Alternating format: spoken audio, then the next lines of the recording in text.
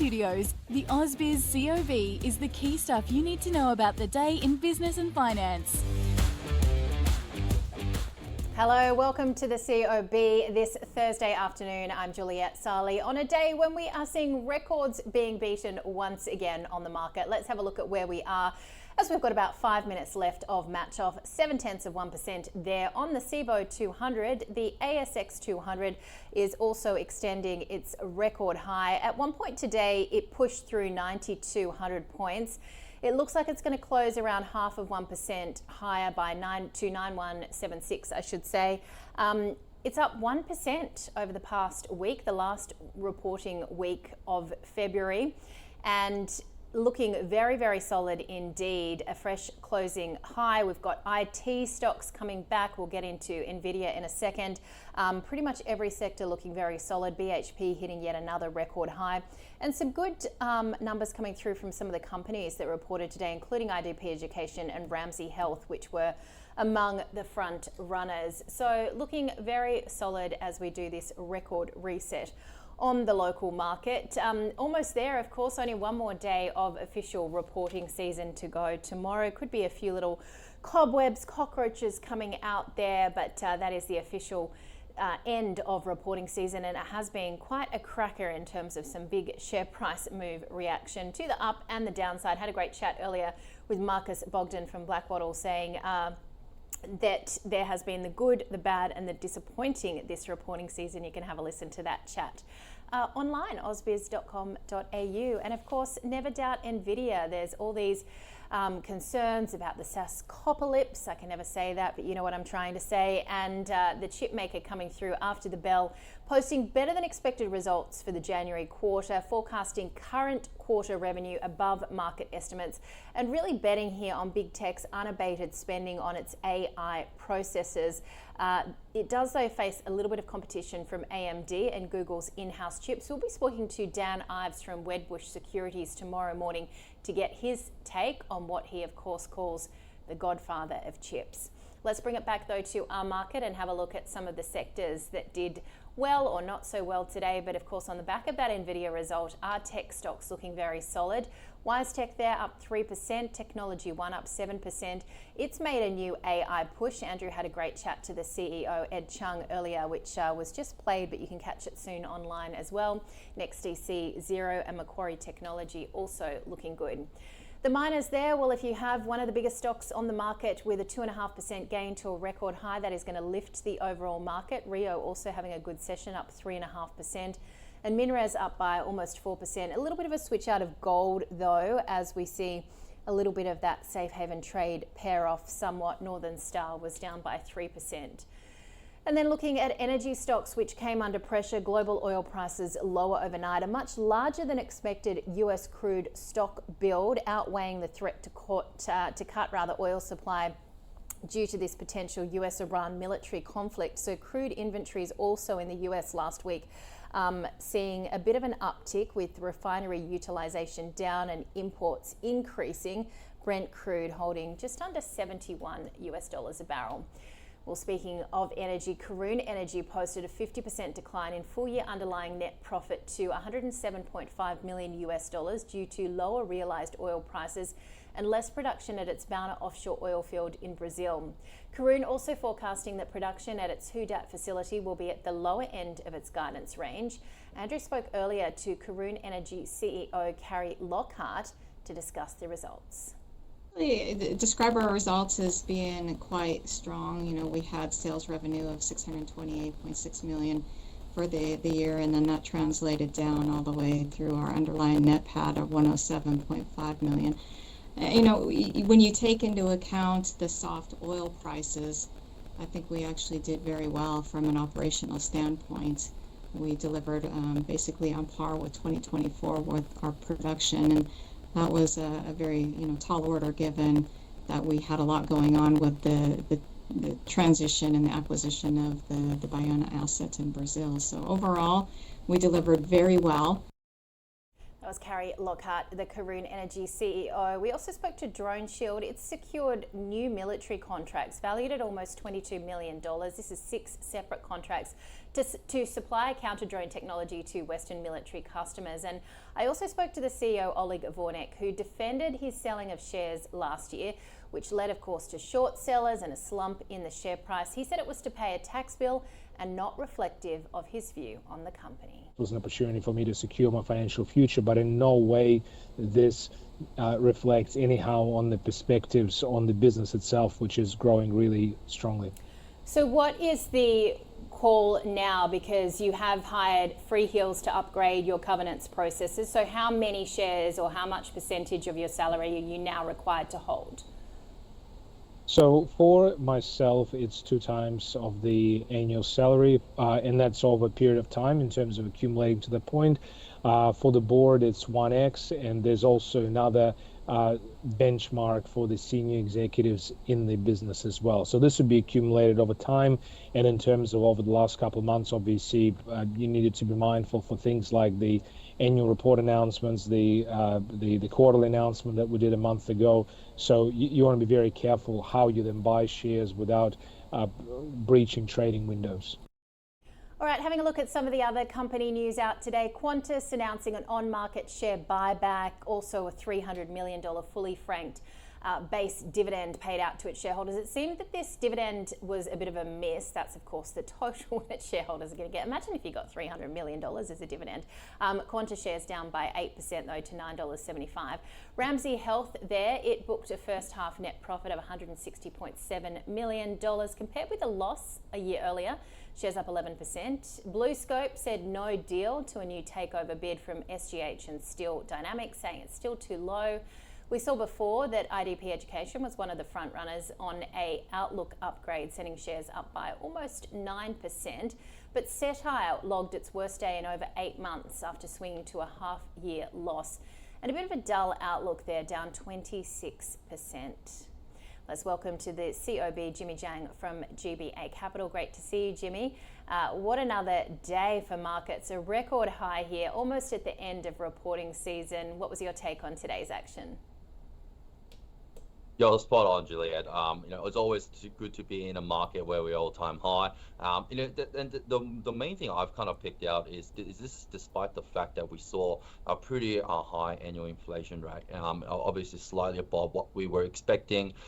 Markets been pricing in of a potential rate hike in May and another potential rate hike by the end of this year.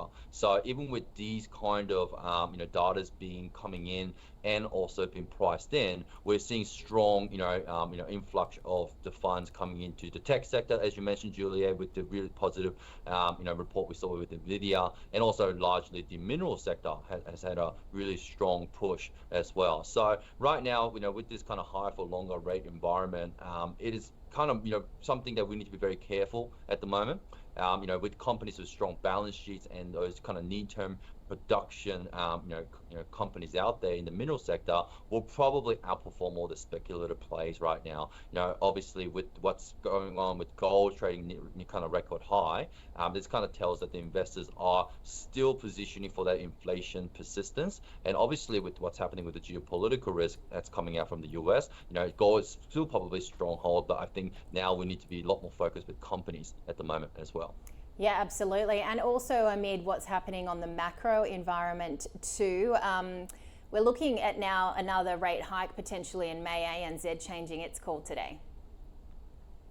Yeah, that's right. And look, right now, the market is speculating around another hike on in interest rates, as I mentioned. And in this kind of environment, it really kind of questions into what are the companies we really want to be in. And with the recent gold, obviously prices, hitting those record highs, we're seeing some strong, cap raise done by a lot of these near-term production companies. One of the main kind of companies I really like right now is Ballard Mining. BM1 is the ticker. And they just done a recent raise, very cashed up, with the really strong support from the shareholders and also the strategic investors. But the main thing, the main takeaway that we got from the participation in the placement was the scale and then the confidence growth. So their MRE now sits at 1 million ounces at that 3.5 grams per ton.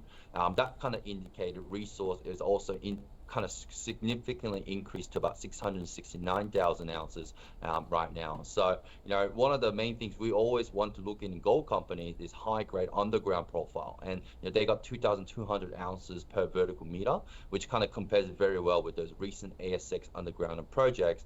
And with the more kind of catalysts coming through for the company, this is probably one of the main ones that should be picked up at this gold prices, and is something that should be holding for a long term. All right, so that's one stock that you like. Another one that you've got your eye on as well, Jimmy, St. George Mining. You've sort of liked this one for a while. Yeah, St. George Mining has been my favorite pick, along with the other rare earth and niobium projects out there. And St. George Mining, it's so attractive, especially in Brazil. In the Deraxa project, it sits in the same carbonite complex as the CBMM, which is the world's leading niobium producer. So they're very strategically exposed to niobium and magnet rare earth in that project. And Western supply diversification is accelerating right now, with China dominating close to 60% of all the production, and also all the 92% midstream processing as well. So rare earth, especially today, it's hitting 16 cents in the last 5 to 6 days. So seeing some strong demand from the market, along with a lot of the other rare earth stocks as well. But St. George is probably going to be my #1 pick in this scenario. All right, we're looking so much at these rare earths players to Brazil and India signing a pretty hefty deal earlier in the week to sort of avoid reliance on China as well. What are you looking at with the likes of, say, Iluka, Arufa, rare earths? Where do you see some more value?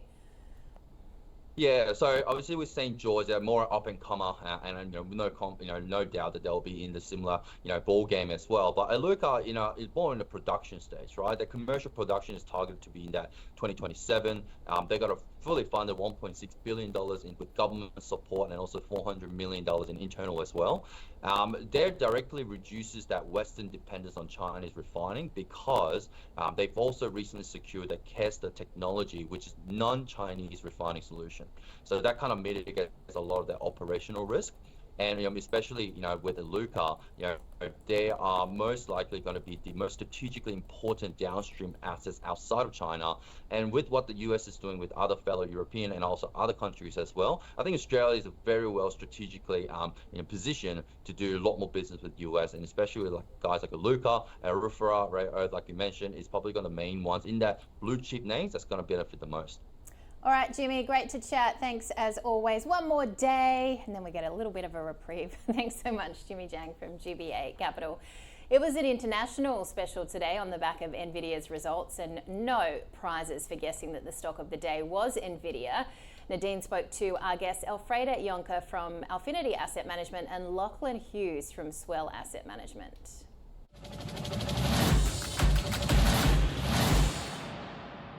We're very early in AI enterprise adoption. It doesn't feel like that, because I guess the hype cycle has been running hot for a long time, but I still believe we're in the very early innings in AI enterprise adoption. And if you look at Nvidia, they really are the one you'd want to own. They have a full stack platform. It's GPUs, it's switching, and it's their software, CUDA, which is sort of the software to use if you are in the industry. So look, they've got an incredibly strong moat. We at Alfinity, we've been in the stock for quite a long time, but what we have been doing over the last few months is we have been taking profits in Nvidia, as well as in some of the other Mag 7s, those early beneficiaries. And where you can actually get more alpha in our view is probably in those stocks down the AI ecosystem. Things like ASML, we're going to talk about SK Hynix, for example, but there are a lot of stocks that will benefit from this continuous AI build out that is not as well known, that is not as big, and does not have as big expectations surrounding it. So for us, Nvidia, in a portfolio construction perspective, is a hold.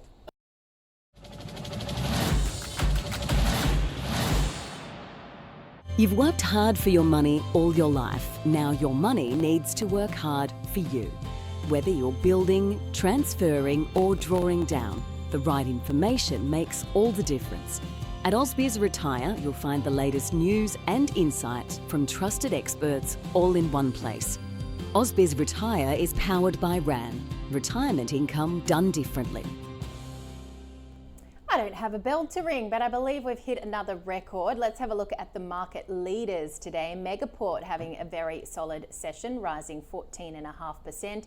Telix Pharmaceuticals as well, Ramsay Health, which reported today, up 11%. Pro Medicus, just general positivity in that healthcare space, and Xero, of course, riding on the coattails of that big rise that we saw in tech.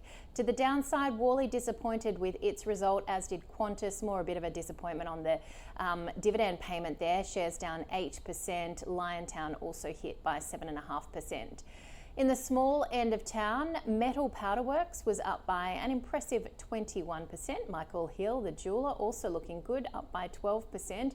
To the downside, though, we saw weakness from AI Media Technologies. Now, this was basically a fall in revenue. They've cut their forecast. A lot for investors not to like there, but I did have a chat to the CEO, Tony Abrahams. You can find that online as to why he, and I'm borrowing this clever phrase from one of our producers, doesn't think the outlook is lost in translation. SETI there down by some 26%. Does seem that that luxury end is being hit in terms of consumer confidence. Let's have a look at what we are expecting tonight. We've got the outgoing ECB President Christine Lagarde to speak. We've also got US earnings continuing, and I should point out she's speaking in front of an EU Parliament committee, but US earnings continue with the likes of Alibaba, Intuit, and Warner Brothers. Tomorrow, have I mentioned this 7 times already, it is the last day of reporting season, at least the last official day. The NAB quarterly business confidence report is out, and we also get earnings from those who have yet to deliver their earnings. Among those, I don't think it's NAB. I'm pretty sure we've already heard from NAB, but we might be hearing from Virgin, Harvey Norman, Boss Energy. All right, well, let's recap where the market is. Up 0.7% there on the CBO 200. The ASX 200 has closed firmer by an impressive 47 points, 0.5%, 9,175. Fresh record closing high, pushed through 9,200 points earlier in the session. Let's see if we can stay there on the final trading day of the week and the final trading day of February. We'll be back from 9:45 a.m. Eastern tomorrow.